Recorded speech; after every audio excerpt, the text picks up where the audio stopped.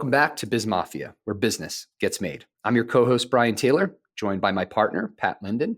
Pat, how are you? Doing great. Excited for this one. Yeah, likewise. How are you? Very excited. It's always hard to condense someone's illustrious career and background into a few sentences or paragraphs, but we'll certainly try our best with our next guest, being Susan Sly. And Susan is an award-winning AI entrepreneur and speaker. She is the founder and CEO of ThePause.AI, which leverages AI to support women through menopause. Previously, she co-founded and operated Radius AI, a full-stack AI solution provider. She is a professional speaker, frequently sharing the stage with titans like Jim Rohn, Jack Canfield, Tony Robbins, Pitbull, Gary Vee, and more. She's also an active investor and board member for multiple organizations in a variety of sectors, among them being digital financial services, AI fitness applications, and a woman-made wine brand called Une Femme. She's a best-selling author, a renowned influencer, has completed the Boston Marathon 6 times. 6. She also placed top 10 in the pro division of the Ironman triathlon in Malaysia. A graduate of MIT Sloan School of Management, Susan is also a member of Forbes Business Council and a fellow host herself with the podcast Raw and Real Entrepreneurship, where she shares a number of insights on business growth and scaling. Better question is, what can't she do? And with that, Susan, welcome to the show. Well, Brian, Pat, it's great to be here. I feel like it's just, my brothers and I hanging out, and that the listeners are going to get an opportunity to hear a conversation like they would if they were eavesdropping on us on any given Sunday, getting ready for a football game. And I'm humbled by the introduction. Thank you. When you share the background and the accomplishments, there's an old church-going saying that goes like this: you only see the glory, you don't know the story. And it's easy to look at someone's life and their CV or what's on LinkedIn and say, oh, look at all the things they've accomplished. But what was happening in those gaps that took them from that gap to that gain? So thank you so much. I am so excited to be here.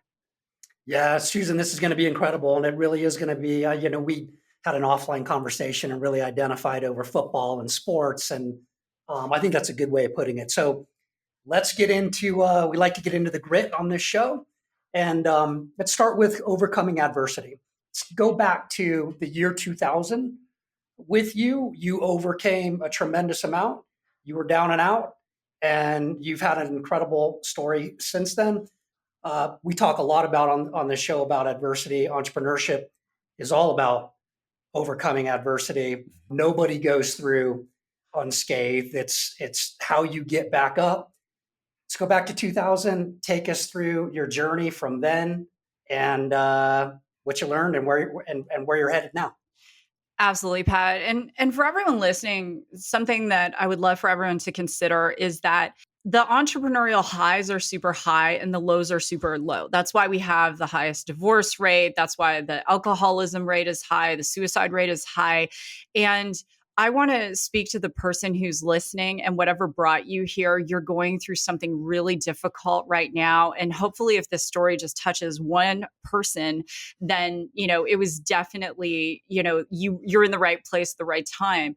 So going back to 2000, leading into that year, I owned a business in Canada. I was on radio. I was on television. I was on television 5 days a week. I was on radio on Sundays. I was writing for national publications.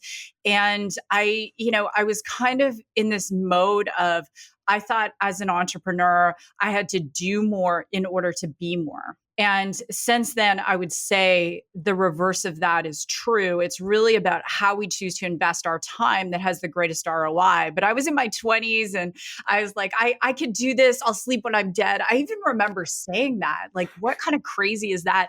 But coming into that year, 1999, it was kind of a pivotal moment. So I was working in the fitness business. I owned a health club. I was training celebrities. And anyone listening in Canada, so I used to prep the Tragically Hip for tours.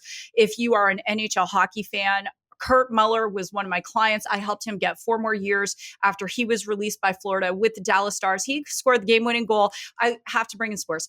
He scored the game-winning goal in OT against Edmonton. His first night out, he was second fist in training camp. And so there I am at the peak of my career. I'd go in a restaurant and, Brian and Pat, they give me a free bottle of wine, free dinner. It was like that. And I was kind of full of my own ether. And there was 3 things that happened. The first one was I started dropping things and I started slurring my speech, and I wasn't even drinking. I was exhausted all the time. And I went to my doctor and he said, it's probably just stress. And so that was the first thing that happened. The second thing is I chose to say, I'm not going to handle the finances of this business. I'm going to let my partner do it. I'm just going to be the marketing person and I'm going to do all that fun stuff. But no, you handle the finances. So I didn't pay attention to that. And the third thing that happened is that I was more focused on the car I drove, the Mercedes and the Louis Vuitton handbag and all of the different things of the outward appearance. Because I thought if I looked a certain way, then people would treat me a certain way. And like many of the listeners, just like you, I was bullied as a child. I had the tough times as a kid. And so I had these 3 things that all converged at one time. And I have a saying that goes like this. God doesn't tap you on the shoulder. He sometimes hits you over the head with a frying pan. So I go to my doctor. I have a Post-it note. I said, Ross, listen, you come to me when you want to know your workouts, your nutrition. I want these tests. So I go for the tests. I go for CT scan, full workup. And guess what? 1999, New Year's Eve, I'm in Toronto. The Tragically or Hip are playing. We've got 30,000 people. And Y2K didn't happen, gentlemen. Right. Yeah, it didn't happen. All the, much love to all the preppers, just be ready for the next one. But seriously, it didn't happen. So we're there. And the 13th of January, my doctor calls me in and he shows me a scan and it looks like a fishbowl full of fish. And he said, Susan, I am so sorry. This wasn't stress. You have multiple sclerosis, and we have had the scan looked at by 3 different physicians. And this case is so serious. It's progressive. You will be in a wheelchair in 10 years and you will be dead in 20. I was 27 years old with a 2-year-old. And 3 days later, I caught my husband having some differences of opinions of a marriage. And 16 weeks later, I walk into my business and there's a padlock on the door and we'd been shut down for failure to pay taxes. So in a 16-week period, Brian and Pat, I find myself diagnosed with progressive MS, a death sentence. I lose my business. I'm locked out of my business. I'm locked out of my bank accounts and I'm a single mom. And I ended up homeless living on my brother-in-law's sofa.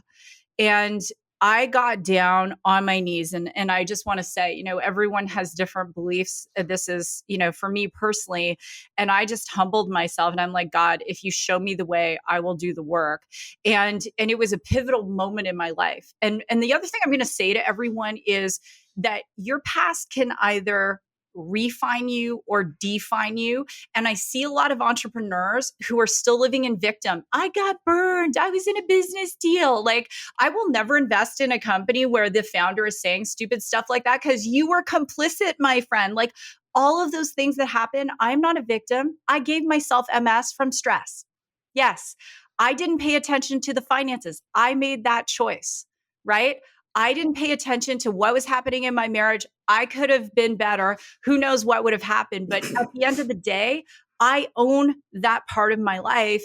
And as an entrepreneur, as tough as that message is to hear, whatever's going on for all of you right now, you health challenge, marriage, whatever it is, you own part of that and you've got to take responsibility. I mean, we talked about this offline and it's incredible that you're able to overcome that, right? Because we're seeing kind of today's version of Susan and, the awards, the accolades and everything else, but his journey is not necessarily a straight line, right? And what I'm curious about is, once you're going through it, you pray, how do you get through it day 1, right? Day 2, does it just, do you take it in increments Do you chip away at that iceberg? What are the initial steps you are taking, right, to kind of righten the ship, so to speak?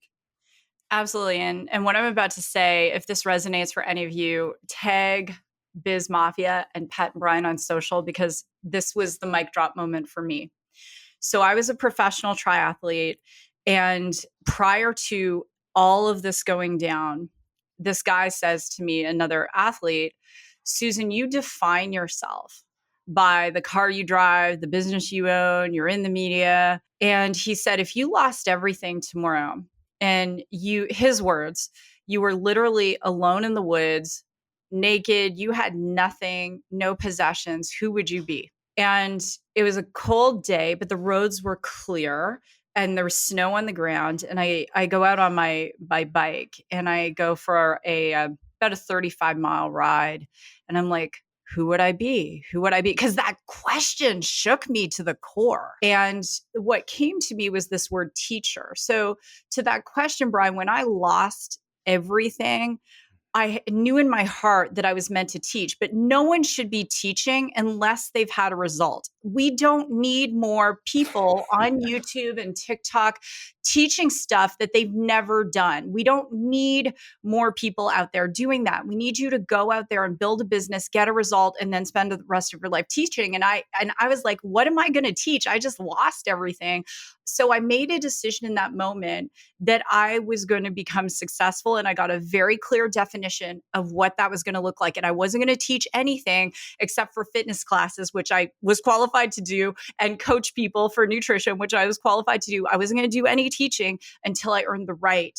And that's exactly what I did. The second thing that happened, I was watching Oprah, of course, and she had Iyanla Vanzant on, and Iyanla had lost everything. And she wrote a book in the meantime. And I found the book at a used bookstore for $3. And I read that book. And Iyanla decided not to be a victim. And I said, you know what? If she can go through all of that, the abuse and the trauma and everything else, and she's not going to be a victim, I'm not going to be a victim either, because you can't be a victim and a victor. And I know that sounds like coffee mug karma and stuff like that, but the reality is it's true. Right? Some of these sayings are like true to the core. So that question shook me, the book. And then I had to leverage my network. Everyone listening, you're an entrepreneur, you want to be an entrepreneur. So your network is defines your net worth. So I made a list of who I knew and I made a resume.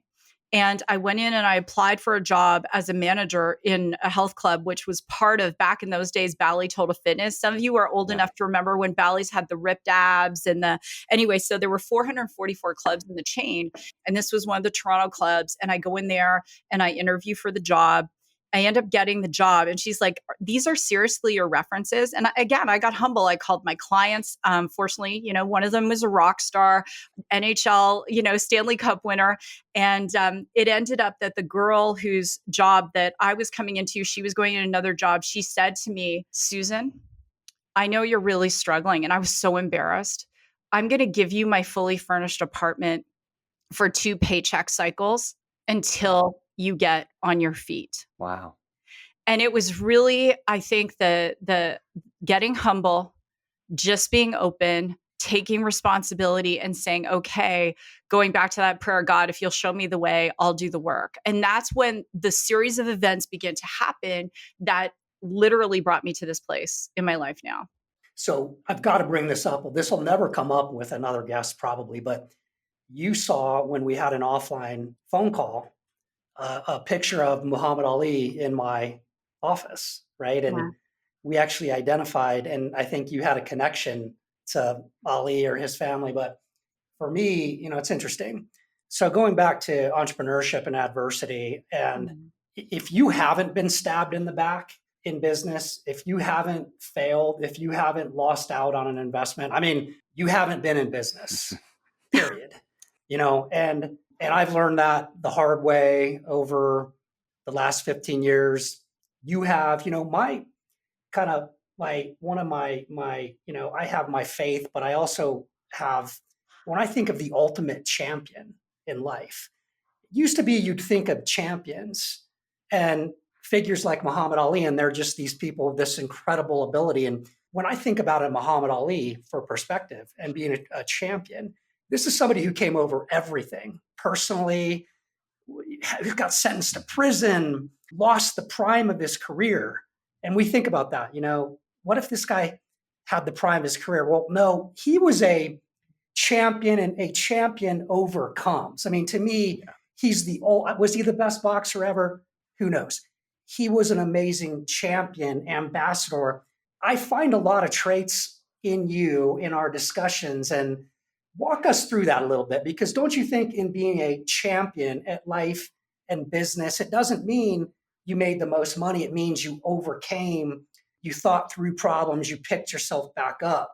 You didn't continue to make the same mistakes, and you weren't a victim. So, maybe touch on your Ollie experience and your opinion on that. That's a great question, Pat. And I'm humbled and flattered. What comes to mind, a couple of things about the champ. The champ created this, who is Muhammad Ali, right? And I remember that there's this one clip of him being asked how many sit-ups he did, and he's like, I don't start counting until it hurts, right? And to be punched in the face. I also think about George Foreman, and every entrepreneur, in my humble opinion, really should watch the George Foreman movie. It's so powerful at, how he loses everything and he has to come back and he has to get fit, and, he's older as an athlete. And that's why one of the things, from an investment perspective, I love to invest in companies that have an athlete at the helm, because they know, Pat, to your point, you're going to get punched in the face, you're going to go down, but are you going to get back up? And I think with this whole ability as an entrepreneur to create the who you are. If you look at Elon Musk created the persona of Elon Musk back in his bedroom in South Africa when his father was being abusive. If the Walter Isaacson biography on Elon Musk is awesome. I read about 4 to 6 books a month, and I audio read while I'm working out. So that's people are like, how do you do that? But there's no superpower. And I recommend, I'm not endorsed by them, Blinkist, you get those snippets and decide if you really want to read the book. So creating the persona of who you want to be from a very genuine place. Mm-hmm. And this is the same advice I give my kids. Like, you get to write the next chapter. So who do you want to be? And in that, back then, what I said, Pat, is I started listening to these Jim Rohn and Tony Robbins audio cassettes. Okay. And, Tony's so intense about this concept and who he is, and this gravitas, and his hands are like the size of oven mitts. And he's like, create who you want to be. You get to create it. And every time we start a new venture, even every time we invest in a company, we get to create that next version of us based on who we already are. And so when things happen, when, there are difficult conversations, or you have to let someone go, or an investment didn't work out, or whatever the case is, it's that, okay, now I get to put that in my toolbox. I get to refine myself. I know I'm going to get back up from this, but I don't want to get back up as the same Susan that was on the mat. I want to get back up as the next version of Susan. And that's what the champ did so well, time and time and time again. Even up until he died, he was still fighting. And I heard from one of his physicians that he lived an extra 5 years beyond what he should have lived. Interesting. Yeah. Interesting.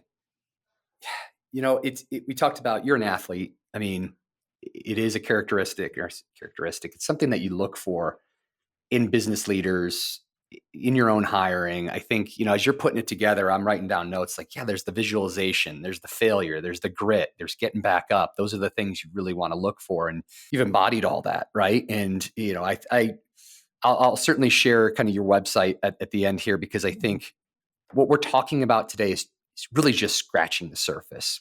But one of the things that I was excited to really dive into, because I had a loose interest and then a strong interest in, was AI, as a lot of people. You brought up earlier, hey, Y2K didn't happen. I remember that, right? And AI had this whole, before, as ChatGPT and everything else was coming out, it was like the Terminator, right? And it was, these robots are going to rule the world, and pretty soon we'll be enslaved, and all of this. Starting with AI, because I really want to dive a little deep into this. You're the expert here.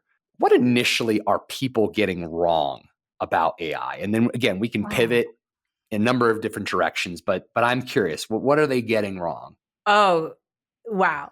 I mean, so much. And I'll segue into answering that question. Yeah. That what I want the audience to hear is that as an entrepreneur, you're training, you're not trying. Athletes train. And some days it's really hard. You know, your ankle hurts, your back hurts. I watched part of the Brady roast. I didn't watch all of it. I'm like, stop punishing Giselle. She's not here. Yes, she has a cute jujitsu boyfriend or whatever, but that's not the point, right? Make it more about Tom. That's my sidebar as a New England Patriots fan. I told you I'd get it in the episode. I love it. I'm sorry for those listening. Susan and I are big Pats fans, and this drove Pat a little crazy here, but I love it. Thank you for working that in. I had to work it in. I could work it in with an AI question. There you go. So that's the great thing about, having a show myself. It's like, you want to work something in, you're going to get it. So the piece around AI, I'm going to preface this by a story. So I left home when I was 15, and I had skipped 2 grades in high school.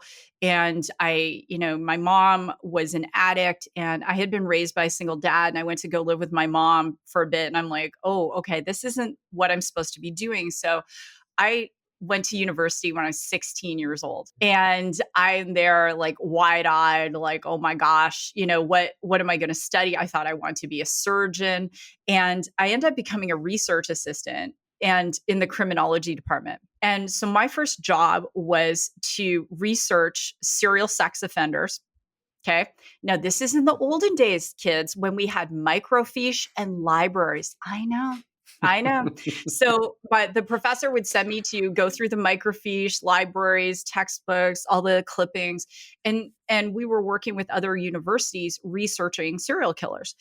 And what we were building was an early algorithm that would quantify crime scenes and essentially help law enforcement to catch these serial killers, just to make it a little bit basic.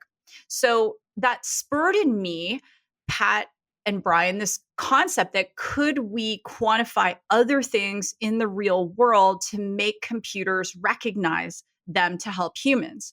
So fast forward time, Facebook comes along. And so it's like, Pat and I are in a photo.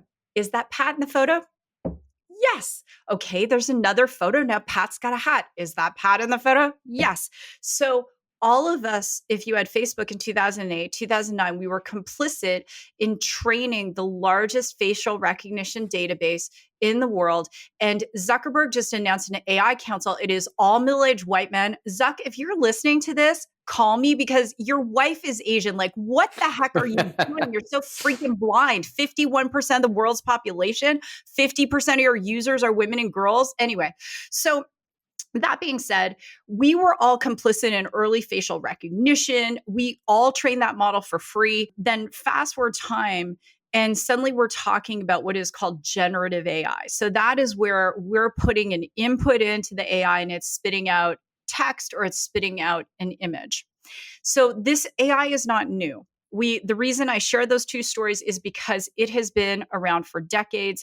We've been using machine learning, especially in healthcare. So let's say, Brian, God forbid, you had a mass, say on your kidney, that chances are that that image would be read today by AI and also by a human, because what they have found is humans and AI working together, humans and machines working together, is going to be more accurate. So what happened with OpenAI creating the first Gen AI, it's that type of AI was accessible to data scientists, people who are working in that community. I co-founded Radius back in late 2018, and we were doing computer vision, but it was suddenly available for $20 a month or free to all of us. And when it first came out, you had a little thumbs up. Did you like that output? So guess what? We're training their model again. for free. So what people don't understand about AI are the following three things. Number one, it has been here for a long time. Number two, there is some hypiness to it because, basically for the last 3 or 4 years, you go to NRF in New York, National Retail Federation, you go to any big trade show, people just slap AI on the end of their pitch deck or their business, and they think they're an AI business. The third Magic thing valuations, right? exactly. And Silicon Valley just got back from there. They're kind of pushing back on that now. They want to know that you're actually using AI, or that the founder has experience in AI. The third thing I'll say about AI and where we're at right now, what people should know but they don't, is artificial general intelligence is where AI is. I'm going to use a movie analogy. So if we think of AGI, I'm going to use Marvel and I'm going to use Tony Stark. Love that character.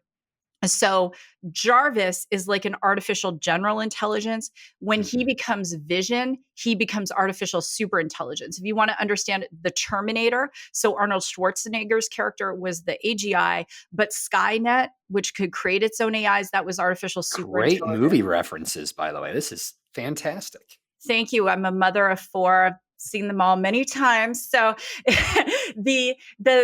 so when people are listening and understanding, especially as entrepreneurs, we've democratized AI, we've made it accessible. That's all that means. But also we are in a very critical race, not just here domestically, but against those who would do our country harm, or countries, wherever you're listening, because they're not slowing down their AI advancement. And there are some countries that are actually ahead of us because they've been very aggressive in pursuing this.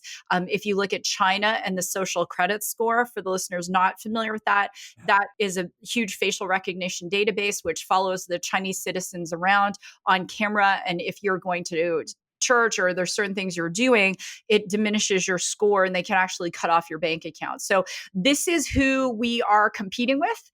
And so when Elon said, when he was like, oh, we need to stop AI development for 6 months, then he comes out with his own AI called Grok. Elon, really? Hello? So. It's interesting because there's always this evolution of technology, right? And AI included. I like your comments about the fact it's been around for a while. It just wasn't publicly known. And I think, to your point, a lot of common individuals weren't aware of AI until ChatGPT took the headlines, and then there were new storylines that went with it. It seems like it's a considerable market, not just in who's producing and creating the AI, but also, the deepfakes now that you see, right? And was it Reid Hoffman showed kind of a chilling deepfake of himself. He was interviewing himself in a way. And even since that time, that was a couple months ago, a month ago, it's evolved even more. There's the security aspect, because now it's not just how we regulate it, because the world is doing it. So how do you get the world to regulate it? It is it's exciting, but there's also a slippery slope component, not to be doom and gloom, right? But you focus on the one area, or maybe there's a few that does initially concern you. What would that be? There are several. I mean, in the United States, we're in an election year. And this is not a partisan statement. It's just a reality, is that it used to be expensive to create a deepfake. And to put a reference point, when I was working on those early algorithms, that was 1992, friends. Like that's the year I graduated. So this is we're talking a long time ago. Oh, good Lord, 32 years ago. Anyway, so that's why, and I love, Brian, how you encapsulated that. This has been around, this technology. So it's not complicated to create a deep fake. You don't need very many images to be able to do it. We talked about OpenAI. So OpenAI, if everyone goes to YouTube and they look at OpenAI's video called Sora, Sora is a piece of technology that they haven't released, not even to those of us on the developer side of OpenAI. And Sora is a text to video platform. So Pat could say, I want to see the Broncos beat the Patriots with an interception with 2 seconds to go at the 10-yard line. And it will create a video that is so real that you will not know. And so the technology exists. You can say, a red panda is in a spacesuit and it's insane. So that hasn't been released yet because OpenAI, although I made a comment on this on Sharon Goldman's post, she writes AI for Fortune, that OpenAI is going through what some people are saying is an implosion. I don't think it's any different than what happened with Apple and Steve Jobs and some of the things that were happening there. But when we look at what could happen with, young girls, with our children, with what happened with Taylor Swift, I'll use that as an example. Then I'll give two pieces of advice. So one is Taylor Swift. There was images created that were very salacious. And I want to make sure we don't get an X rating on this particular episode. So I'll say salacious. You can fill in what you want. And her fans rallied. Her fans came in and said, there's no way she would do this. Taylor is the heart and the cute, and there's no way. So one is, the great thing about this is, looking at the positive, is be who you are in real life. So if someone saw, like I told you guys, I don't swear, right? We did the pre-show and I don't swear. So people, if they saw something and it's me like saying all this stuff, my friends know I don't swear and they would probably go, that isn't real. So be who you are in real life, because that is going to be a key thing. The second thing is, every family, couple, you need to have a safe phrase that is not written down and it is never shared. It is never shared outside the family. It is something so weird that only you all know. And so we're seeing deepfakes with voice where they're calling people who are, a little older, and they're saying, "Hey, grandma, it's me, Eddie. I need $5,000. I'm in a bind. My car broke down," and she doesn't know. And there are people transferring this money. So to be able to say, "Okay, what's our family phrase?" Mm-hmm. There was in Hong Kong a group of people who got into a video conference meeting, and the CFO transferred, I believe it was $20 million. He thought he was in a meeting with the other executives and it was all fake, and he transferred the money out. And this is, so even as a company, what is the safe phrase and what is the policy? We don't transfer anything over X dollars without, our CFO, who is my husband, he will call and he'll call that vendor and say, is this an actual PO? And that, all of those things, as much as they sound like common sense, they're not common practice. We just saw another identity hack for Ticketmaster, millions and millions and millions of accounts compromised. Things like, we're going to see this more and more, and it is a huge risk, but doing those analog things can help get out in front of it. So Susan, this is such a huge topic and there's no one more qualified on it than you, truly, the companies you've built and all that. But I really want to get into another side of things that I saw a little bit offline with you, because I think it's really fascinating and you're great at it. And I'm going to do it in the context of your investing. Okay. Mm-hmm. You're an active investor in numerous companies. You've built various different companies from the ground up. In one instance, I think you built a 9-figure company. And we could go in a lot of directions with all of that. But what I'm going to do, so we kind of capture all of it, is because I loved your philosophy on what you expect from entrepreneurs that you get behind. And it was a very no BS approach. And I think you and I share that. And it's part of the, I'm a no BS guy. You're a no BS gal, right? And I work with entrepreneurs. I'm a VC and M&A lawyer and all that kind of stuff. And I loved your ability to cut to the chase. Tell us what your expectations are in building a company, advice, who you'll get behind, who you won't get behind, and why. Well, Pat, firstly, just to give you a shout out, I always say as a founder or a co-founder, my two favorite people are always our attorneys and our CPAs. So please lots of people please don't inflate his ego. Please. But that's a first. No, I mean it. I mean it. Seriously. That's, that goes to one of my things is I want to know, like, who are you, who is your counsel? Like, what are you doing financially? But my ethos has changed over the years, because it used to be this whole concept of FOMO. And now I look at it so differently. So I said earlier, if the founder, did they have any athletic experience? Because I know, and what level did they compete at?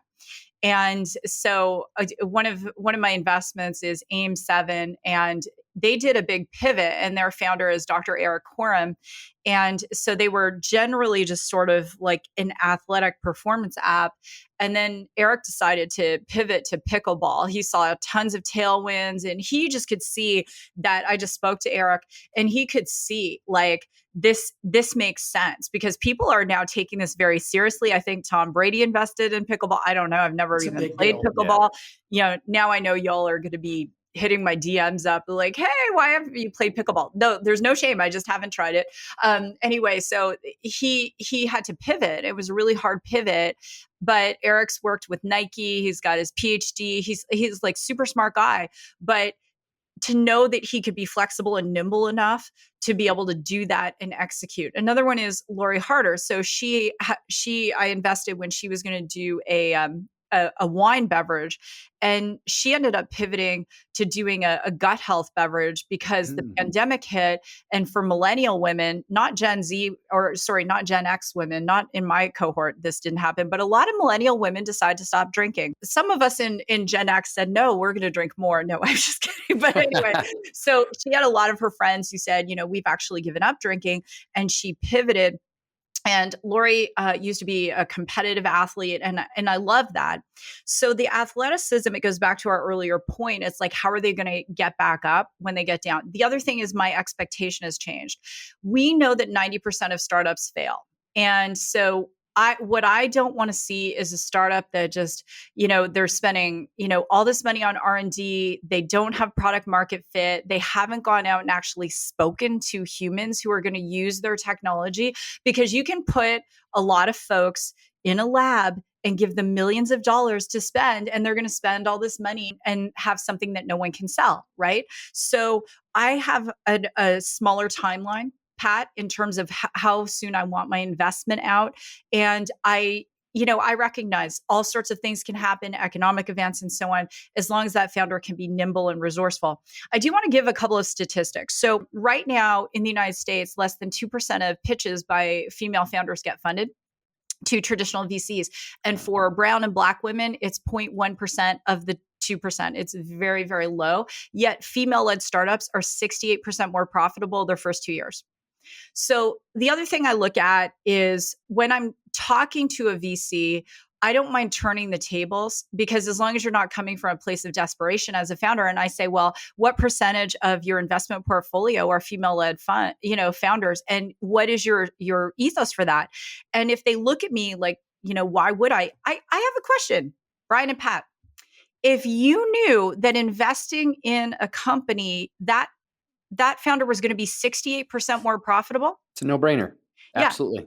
Yeah. And, right? You know what I like about you, though, your investor profile is everything about you. You're athlete, woman, been in the trenches, started businesses. I'll just be straight up. I mean, we know in the traditional VC model, let's just be honest, that is a largely blue blood, when you're talking bulge bracket VCs, right? That's a largely blue blood legacy kind of industry. I completely agree with you, by the way. I'm open with Brian about this. I actively try to find women attorneys. I actively try to associate myself with business marketers and so forth who are women for this reason. More task oriented, typically, just sort of seem to get things done and are easier to get along with in general. We've talked about this last show. We had an investment banker. We males' egos tend to get in the way more, not ours. No, I'm kidding.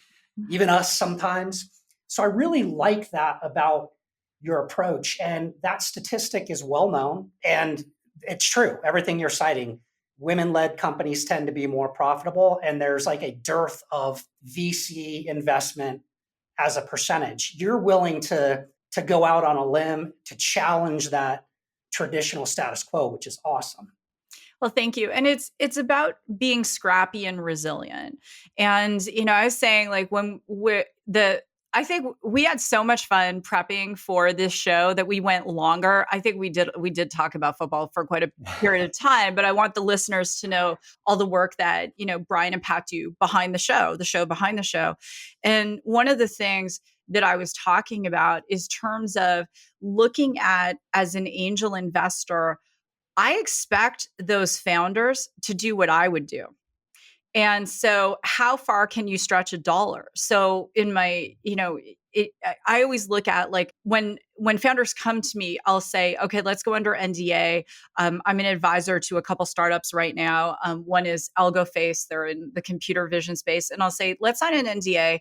And I want to know what your tech stack is. So who are your hyperscalers? Who are you working with?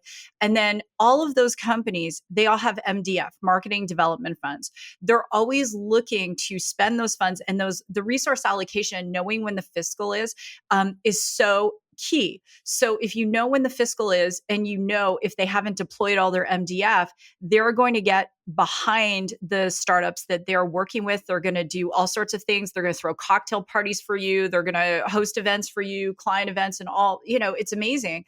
And so one of my areas of focus has always been with my companies and being in AI for the last 6 years is, can we get our technical partners, our where we're building our technology, to come behind us and support us, so we don't have to have that big marketing budget. And when you can leverage, let's say I have friends at Intel, I'll just use Intel as an example, you can leverage thousands of Intel salespeople, so you can run a very lean team, be super resourceful, and have their team out there selling your technology. So that has been one of the strategies that I've had, and I don't mind sharing that with everyone. And it's the same thing I'm doing with this company, ThePause, and our technological partners, including Microsoft and Hewlett Packard, who've been absolutely amazing with giving us technical and marketing resources, so we don't have to spend those out of pocket.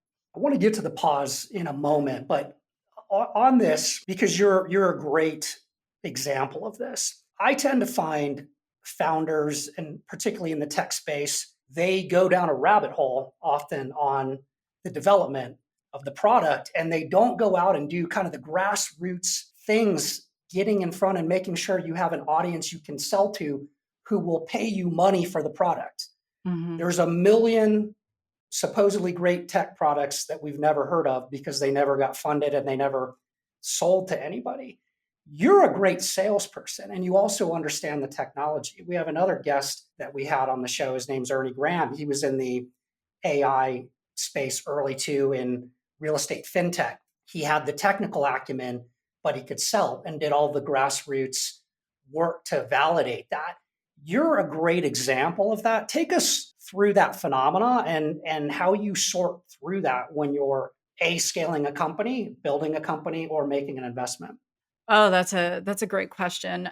Getting to where your end users are. So, like, let's break it down into a playbook. So the first thing is sitting in a room with, whether it's coffee or cocktails, with your co-founders, and really identifying who is your end user, because that's where Pat and Brian, the engineers might say something different than the salespeople. They might say different, and you all have to get to what is ground truth for the company. So in retail, your end user is not actually the retailer. The end user is the customer of the retailer. And then between the customer is the frontline workers, and then there's the warehouse workers, and the list goes on and on and on. So who is the actual end user of your technology, and identifying that. And then once you do, have you really gone to connect with them? And when I was at Radius, and we were very focused on the convenience store sector, I could co-founder, co-CEO. I remember one day we flew and sat down with store managers for one of our customers. And we were like, you know what, AI, it can be scary. It can be challenging. We want to hear everything you're nervous about. And I just took notes. And, we went back to the team and said, this is what they're nervous about. And if they aren't getting behind our technology, they're the ones who are overseeing the cashiers, and the cashiers are taking care of the customers. And we did this. We would go, behind the cash, we'd go in freezers. I remember, one day we were somewhere, I won't say where, but it was very, very hot. And I'm like, I'm just going to go in the beer cooler for like 15 minutes, gentlemen, because, I as a remember those woman in her days. Yeah. 50s, like, I'm just going to be in the beer cooler, and everyone was laughing. But we would go in and do that. And even with the company I'm building now, I just got back from Atlanta. So we host these events called Cocktails and Conversations. We had one in Scottsdale, one in Atlanta. We will be teeing up Dallas. We're going to tee up. If you've got a city and you can bring, 30, 40 women together, let me know. I'd love to come. And so we're bringing women together to talk about the disparities in healthcare, technology, AI, what they fear, what they're excited about. And then we're taking that feedback back to our DevOps team. And we have our end user, we have a name for her. And we're like, how will she feel? Well, I don't mind saying her name. We just called her Jennifer. I was like, what was the most popular girl's name for girls born in the early 70s? It was like Jennifer. I was like, cool. So, we're like, what will Jennifer think of this? And it's amazing because building the product from the ground up with that user feedback is huge. And so go ahead, Brian. No, you're touching on something that I'm a big believer in, starting with your ideal, client profile, right? The ICP, and then understanding the customer journey. And you got me thinking, right? It's how many entrepreneurs will do that one time and then never revisit it again? Is that kind of a common, area of failure? And is it the ones who keep kind of revisiting and then interviewing once you go through the kind of the cycle of becoming a new logo, turning into a client? What are you doing with that client? What information are you extrapolating from them and utilizing? Is that where people are failing? Because maybe they do it one time and then they ignore it as they're going through growth. I'll be direct. They do it no times. Wow. Like, Yeah. we don't want to throw certain like applications under the bus, but Sure. How many things do we talk about privately? You're like, oh, we have to use that. Right? Because there's a bunch of like dev people who sat in a room are like, oh, this is really cool, but no one knows how to use it, or Right. and it's not, we call it user friendly. So I want to again share a story. And if you've got any kind of B2C business, like take this one thing that I'm going to say. So I want to give a shout out to Whitney Wolfe Herd, the founder of Bumble. So Whitney Wolfe Herd, she's at another dating app, and then she goes out on her own to start Bumble. So what she did is she said, I am going to travel while we're building the product. I'm going to spend a year traveling, and I'm going to host these events on college campuses, and I'm going to, provide some beer, and like, we're going to talk about what, with men and women, what they would want in a dating app. And when I read that, when I decided to start ThePause, I said, dang, girl, the first day they went public, I think it was Friday, February 13th, 2018, her net worth went to 7.1 billion in a day, the day she rang the bell, right, in New York. And so I went, if that worked for her, that makes so much sense. And so that was the thing. It's like, we're committed to it. And I'll be raw and real. I'm a mom. I still need to get a workout in. I still was diagnosed with MS, at 27, and I'm 51 now. I'm running a company. It's not always convenient to get on a plane, but I can tell you when I'm there with those women and the stories I'm hearing, and then I come back to the hotel room and I download into a document and I come back with our dev team and I'm like, I met 25 Jennifers and this is what they're saying. And I can promise you, by the time the product is released, the amount of feedback from these events is going to be so allow us to have a differentiated place in the market. And so if you're a VC listening and you want to invest in us now, I would advise you do, because it's going to be too late. Yeah, do it now. So Susan, you hit on something earlier, and I really do want to go to the pause. I think that's important. Mm-hmm. But I want to get your quick take on this, because you said earlier, for example, going way back to 2000, you had this business and there was a tax issue because probably your partner had not paid the taxes or whatever. Mm-hmm. And it's incredible to me, because I'm a angel investor too. Brian and I are actually active in an AI investment, a legitimate one that we're really excited about.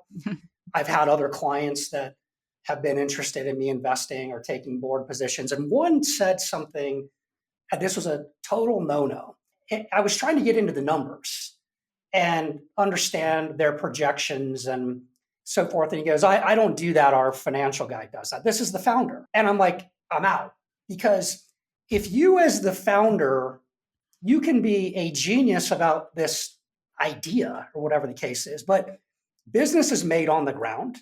It's getting in and rolling your sleeves up. And that mistake that you made, and I've made it too, it doesn't mean you don't have a great team. It doesn't mean you don't rely on people, but you have to understand 1,000% what is going on in your business. And not the successful ones do, but plenty of entrepreneurs out there with good ideas, they're not good at that. And I want you to speak to that because you're somebody who defines that.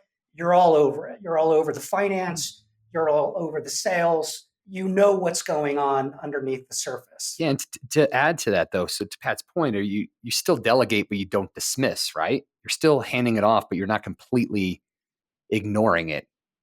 Absolutely. And the thing I will say is the challenge is that we're seeing so much technological innovation that there are people creating new markets. And so when you have that first mover advantage, that especially in AI, and you've got a solution that is true AI and no one's done it before, it's really hard to price it. At MIT, one of the courses I took was, how to build a pricing model. And even the professor was like, if you're pricing something that's never existed before, that is the toughest one. And I've had to do that exercise. And it involves a lot of research. And then, people are going to say, well, what's your cost of acquisition and what's your LTV? And then they're going to ask, what is the COGS? And you're like, this has never been created before. But the first piece of advice I would say as a founder, if you're in something like that has never been created before, just get honest about it. There was a statistic that I heard about founders that meet with their advisors twice a month. Those companies are something like 30% more profitable than those who don't. Get some good financial advisors around you, people who understand cash flow, balance sheets, like who really get it and that they have hearts of teachers. Maybe you give them some equity, but in this company, I'm not giving away any equity. All our advisors are investors. I'm not doing it, but get them around you and learn. And here's the other thing I'm going to say, kids. YouTube University or better, LinkedIn Learning. Go. I am a lifelong learner. I'm always learning. Like if I'm not I decide to go back to MIT, so I'm doing a year-long program. If on a Sunday afternoon, if I'm bored, I'll go on LinkedIn Learning. I'll bust out a certificate. Right now I'm doing JSON. And to your point, Pat, I don't necessarily I'm not the one writing the code, but I understand the architecture. I am not the one creating the pro forma, but I understand how to read it and I know what is needed. The same thing about a 409A valuation or a cap table or anything else. And so you've got to have that level of literacy and you don't want to have an ego that's bigger than your bank account. Susan, being as accomplished as you are, why are you still hungry? Oh gosh, that's a great question. And I think the first thing is, and I don't mean this in a false humility. I don't really ever wake up and go, dang girl, you're accomplished. I wake up hungry every day. One of the best things I heard, I think it was Zig Ziglar said, you need to fire yourself every night and rehire yourself every morning. So I literally get up and I'm like, okay, am I the person I would invest in? Am I the founder I would invest in? I'm the CEO I'm going to invest in. And it also is really, knowing what keeps you hungry. Right now, I'm extremely mission driven. And it goes back to the Jennifers, which we can talk about. Like what gets me up in the morning is yes, I could give you a pro forma Pat, and we could talk about the cost of acquisition. We could do all of that stuff and I can read you through numbers. At the end of the day, when I'm like, how are we going to benefit Jennifer on this platform, that's what's making me hungry. And when you're not hungry, that's when you have to flip into investment mode, not founder mode, because that's a great place for you to be, or advisor mode, until you get hungry again. Because as a founder, this is the hysterical part. And gentlemen, you've seen this, the founder who's like, oh yeah, I'm going to do this for like 3 years, then we're going to get acquired. Okay, Good luck well, with that. honey, what happens if they want you? What happens if you have golden handcuffs? What happens if they reverse vest you? What happens? Like, no, like, let's get real. As a founder, you better stay hungry for a good, 7 years, or the board is going to kick you out, whatever. So Such great advice. We hear that from a lot of our successful guests. Doesn't mean you don't have an exit horizon. I'm an M&A lawyer. I love exits, but you have to be all in and be prepared for at least a 5-7 year period. You were getting a little bit, I think, to the pause, kind of that mission driven also thing. I want you to tell the audience what that's all about, what you're combining. It's really cool, combining in terms of your background. So take us through that.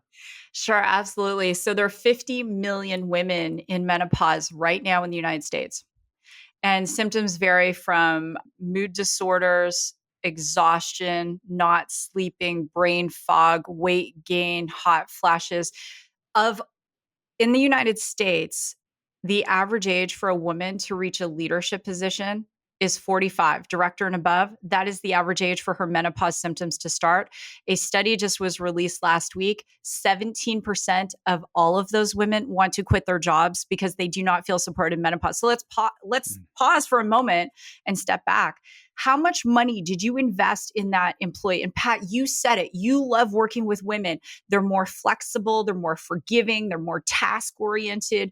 Okay, now you're going to lose your best people because you're not being supportive, right? So when I look at that, for the last, I would say probably 10 years, there were a lot of conversations I was having when I wasn't on a stage talking about AI and technology. It was like, how much sleep are you getting? And, how are you, handling this? And women aren't coping, and they're using Google and TikTok as search engines to try and solve this. So I thought, what if we could use AI and we could create an experience, a user experience, to help women navigate menopause that was, ground truth. And so that's what we're building. And it integrates with wearables, which is fabulous. Apple Watch, Garmin, Oura Ring, you name it, we can do it.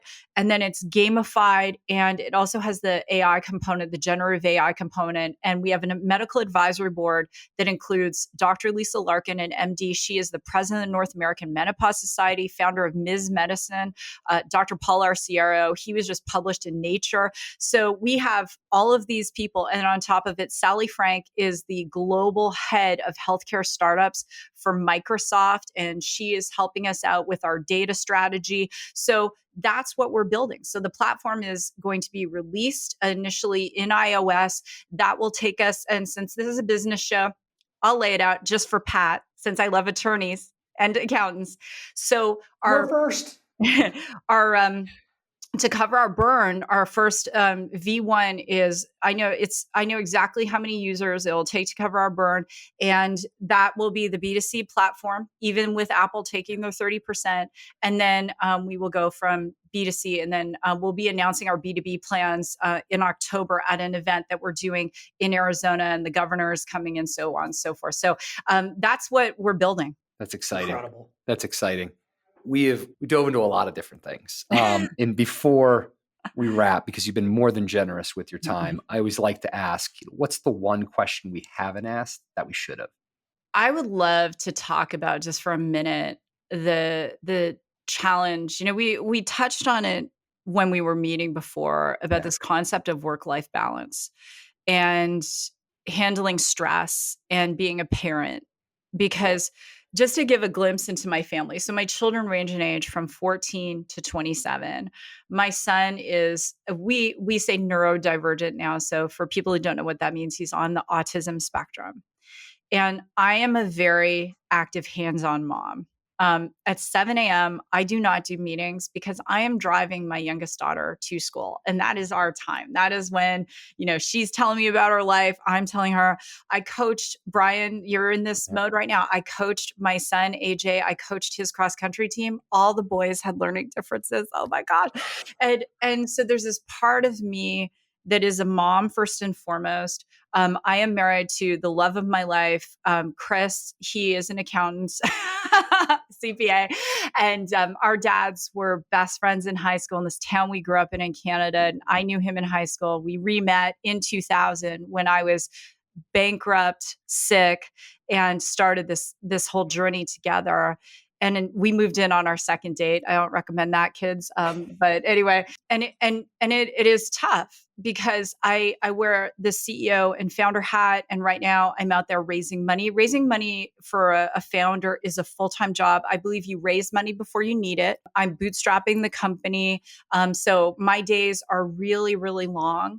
And I want that family time. But I also, as a founder, I have to show up. Like if I say Pat was like, you know what, I have a potential investor for you. Pat's going to expect that I'm going to show up as this Susan. And some days, going back to the archetype of who you are as a founder, it takes me longer to get into this mode. So just to be very transparent, I had gotten back from Atlanta, didn't have the best sleep last night. And I knew I got up, I maybe had normally I have 7 hours sleep. I maybe had 5. And you know what? After I prayed and meditated, I went down to the gym. I'm like, I'm not going to get more sleep because I'm wide awake. So I'm going to work out. And I worked out for 90 minutes. And you know why? Because I said to my team, when I show up to do BizMafia, they are expecting Susan freaking Sly. They aren't expecting someone else. And there's no excuses. It doesn't matter how much sleep I've had. So to all of my fellow founders out there, you've got to know what your strategies are. A lot of you eat like crap. I see you on the airplane. You're downing friggin' bourbons at 6 a.m. on the United business class to San Francisco. Like, what the heck are you thinking? Get your workout in, clean up your diet, be the person you need to be freaking investable, return the money to your investors, and get out there and live into that. That's what I want to say. That is awesome. That's incredible. Awesome. There's only one Susan There's Sly. only one way to say that. It doesn't get any better than that. So, hey, listen, we could have taken this in a million directions, Susan. We could talk another 10 hours and still, this has been incredible. I want to thank you for coming on. If we didn't touch on it, can you tell the guests Thanks, Pat. where they should go to learn more? You also do speaking engagements starting at $15,000. Mm-hmm. That's nothing in this day and age, right?